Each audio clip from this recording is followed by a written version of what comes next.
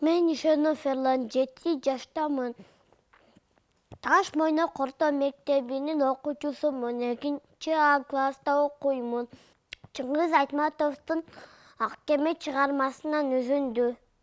Сен коркпой китепкабым. Торпок бошонуп кеткенин билбей калбадымбы? Көп болсо көк желкеге бир коёр. Чыдаймын. Эгер сени колуман жулуп алса, жерге чапса, жарылып калам деп ойлобо. Сен жарылгандай жумшак эмессиң да.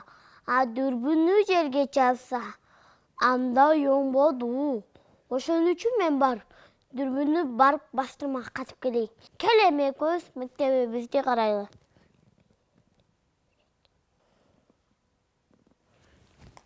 Мүйүздү бугене, мүйүзүңө 5 килип, бекей жай чамап келип берчи.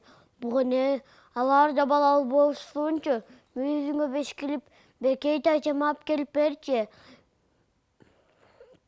Атам ыйлабасынчы, оростул абам бекей тажамды урбасынчы. Ошондо мен баарын жакшы көрөм.